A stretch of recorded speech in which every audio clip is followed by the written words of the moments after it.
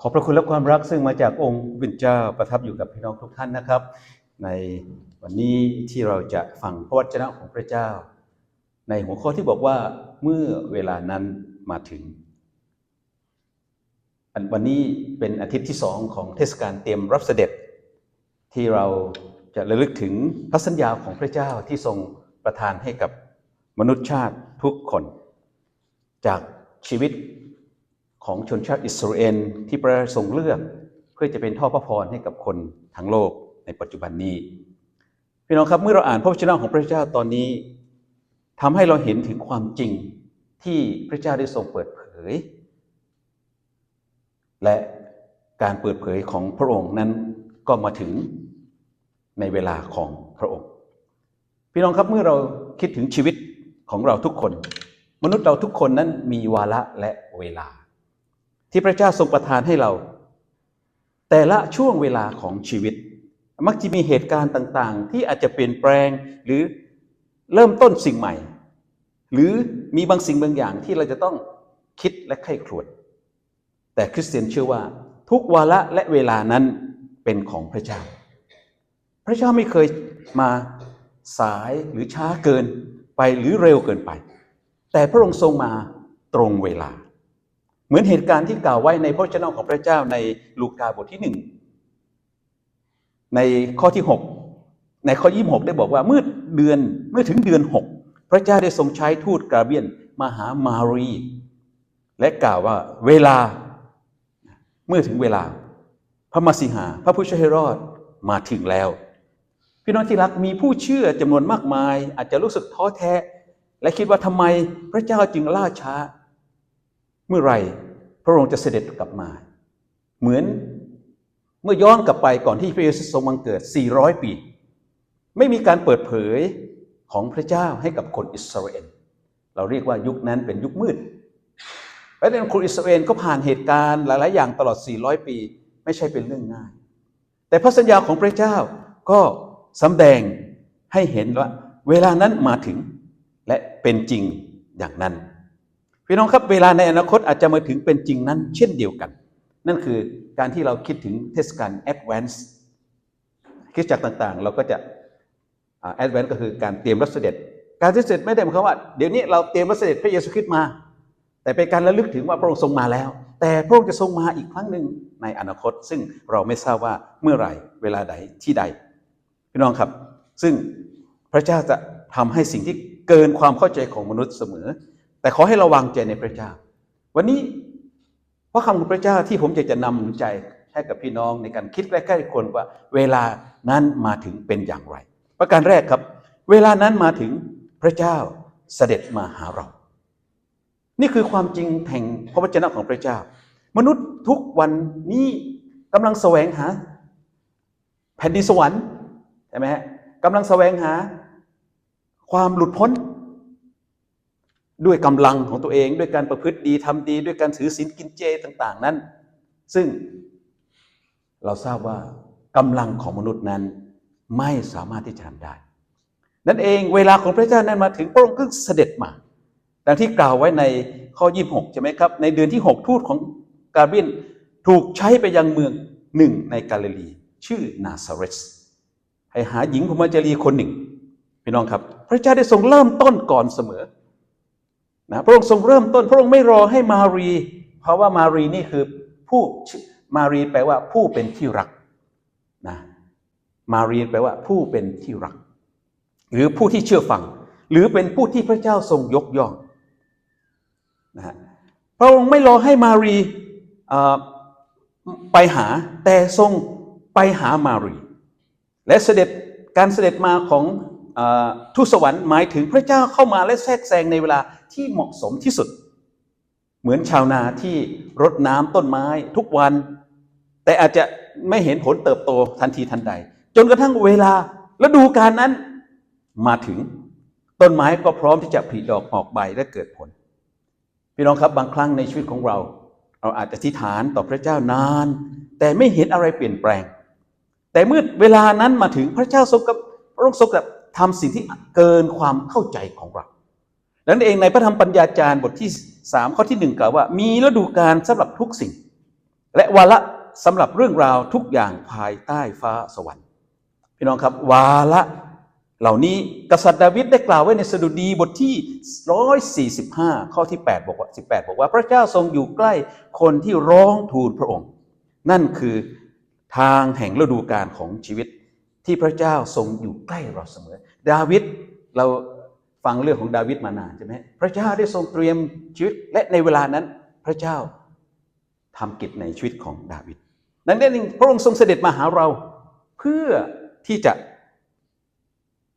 ทำกิจในชีวิตของเราเหมือนกับนางมารีนั้นประการที่สองเมื่อเวลานั้นมาถึงพระเจ้าทรงเรียกสิ่งที่ไม่มีให้มีเพราะในข้อ28ถึง30ที่ได้ให้เราเห็นว่าท่านได้รับพระคุณอย่างยิ่งอย่างอย่ากลัวเลยมารีเนี่ยอย่ากลัวเลยผู้เป็นที่รักของฉันอาจจะเรียกว่าอย่างนั้นเพราะเจ้าพบพระคุณในสายพระเนตรของพระเจ้าแล้วพี่น้องครับมารีไม่ได้เป็นผู้ที่มีชื่อเสียงอะไรไม่ได้ร่ำรวยแต่พระเจ้าทรงเรียกว่าผู้ที่ได้รับพระคุณอย่างยิ่งนั่นคือผู้ที่เป็นที่รักของพระองค์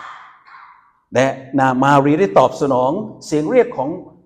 พระเจ้านั่นคือข้าพเจ้าพร้อมที่จะเป็นทาสีของพระเจ้าหรือเป็นผู้รับใช้ของพระเจ้าพี่น้องครับพระคัมภีร์ได้กล่าวว่าเธอผู้ซึ่งพระเจ้าทรงโปรดปรานนั้นจงจำเริญเถิดพระเป็นเจ้าทรงสถิตกับเธอเพราะฉะนั้นชีวิตของนางมารีนะฮะ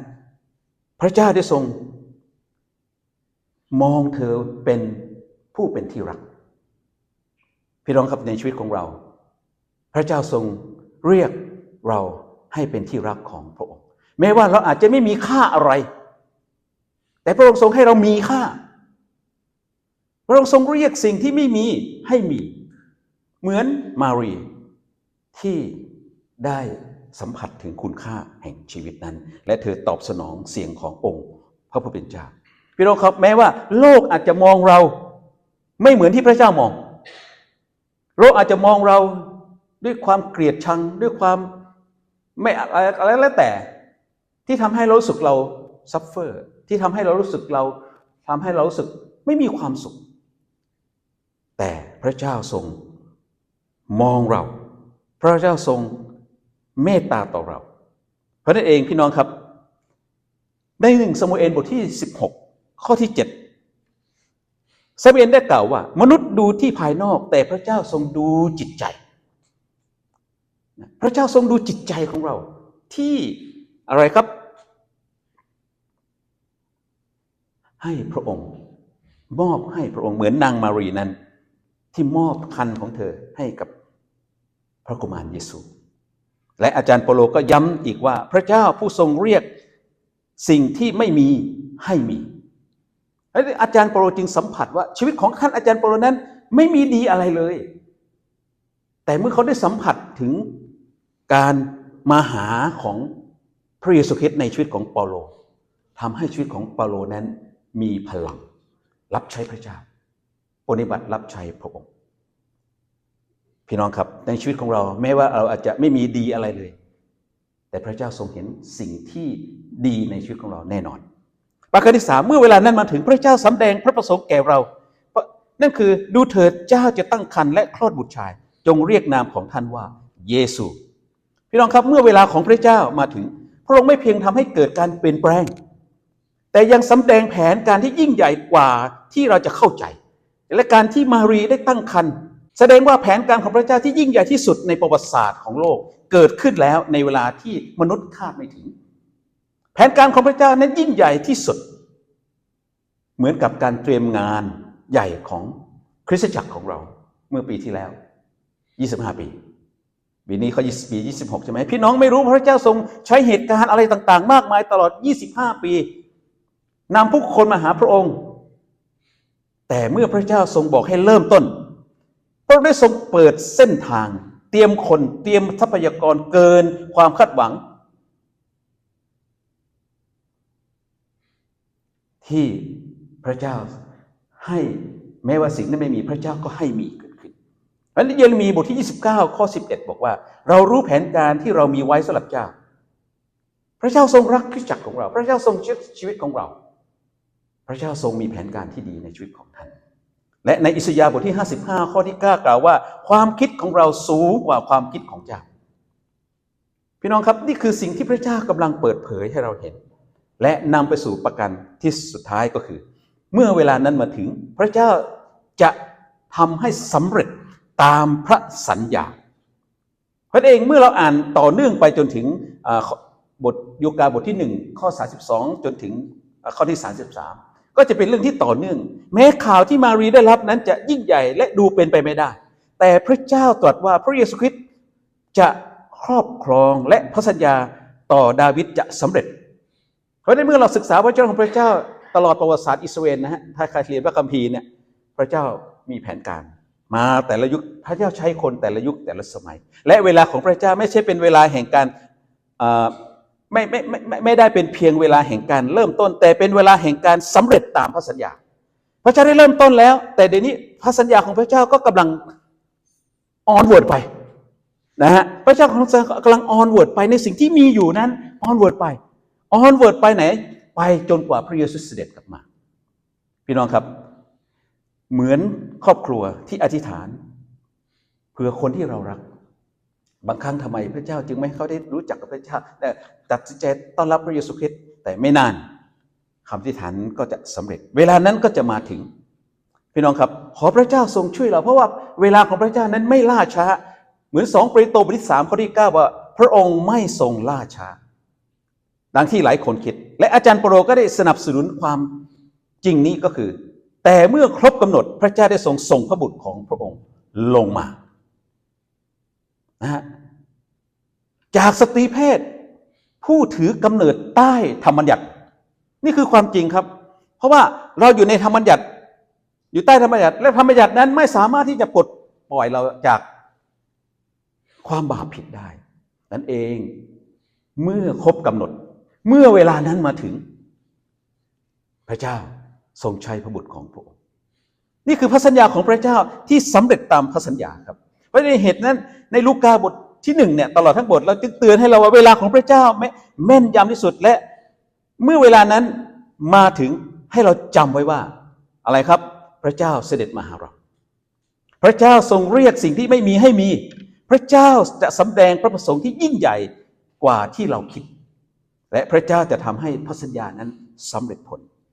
นั่นเองพี่น้องอย่าให้เราขาดความเชื่ออย่าท้อแท้เมื่อยังไม่เห็นอะไรเกิดขึ้นแต่จงติดตามดาวแห่งเบธเลเฮมนั้นเหมือนนักปราชญ์ที่เขาไม่ท้อแท้ไม่ยอมแพ้แม้ว่าเขาจะมีคนที่มาขัดขวางเขาแต่เขาไม่ยอมแพ้และจนในสุดเขาพบพระกุมารและเขาได้ถวายเครื่องบรรณาการต่อพระองค์พี่น้องครับขอพระเจ้า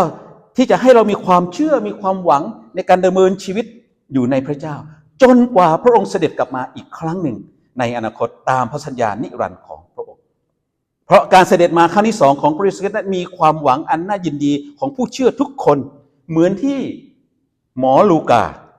ได้กล่าวไว้ในลูกาบทที่21ข้อ25ถึง28ถึงความหวังจึงขจัดความวิตกกังวลขจัดความกลัวและความเจ็บปวดและเสริมกำลังให้เราที่จะพงกหัวขึ้นที่จะเฝ้ารอคอยการเสด็จกลับมาของพระเยซูคริสต์อีกครั้งและถ้าพระเยซูไม่เสด็จมาจำได้ไหมฮะผมจะพูดว่าอะไรครับเราก็จะเสด็จไปหาพระองค์ใช่ไหมฮะนี่คือความหวังใจของเรานั่นเองในลูกาบทที่21อาจารย์ลูกากล่าวว่าอย่างครับจะมีหมายสำคัญที่ดวงอาทิตย์ที่ดวงจันทร์และดวงดาวทั้งปวงและบนแผ่นดินก็จะมีความทุกข์ร้อนตามชาติต่างๆซึ่งมีความชงนสนเทเพราะเสียงกึกก้องของทะเลและคลื่นมนุษย์ก็จะสลบสลายไปเพราะความกลัวและเพราะสังหรณ์ถึงเหตุการณ์ซึ่งจะบังเกิดขึ้นในโลกด้วยว่าบรรดาสิ่งที่มีอำนาจในท้องฟ้าและจะสะเทือนสะท้านเมื่อนั้นเขาจะเห็นบุตรมนุษย์เสด็จมาในเมฆทรงฤทธานุภาพและพระสิริพระสิริเป็นอันสำคัญเมื่อเหตุการณ์ทั้งปวงนี้เริ่มจะบังเกิดขึ้นท่านทั้งหลายจงยืดตัวและพงกศีรษะขึ้นด้วยการไถ่ของท่านใกล้มาถึงแล้วนี่คือสิ่งที่หมอลูกาได้บอกถึงสิ่งที่จะเกิดอยู่ในอนาคต อย่าให้เราหลับไหล ให้เราพองโงขึ้น ยืนต่อพระพักของพระเจ้ามั่นคงอยู่ในความรักของพระองค์เมื่อเวลานั้นมาถึงเราจะไม่หลบซ่อนพระองค์แต่เราจะพร้อมที่จะให้พระองค์บังเกิดรับเราไปอยู่กับพระองค์ขอให้พระวจนะของพระเจ้าวันนี้ที่จะหนุนจิตชูใจเราทั้งหลายในการก้าวเดินไปกับพระเจ้าตลอดเทศกาลคริสต์มาสและตลอดไปเป็นนิจอาเมน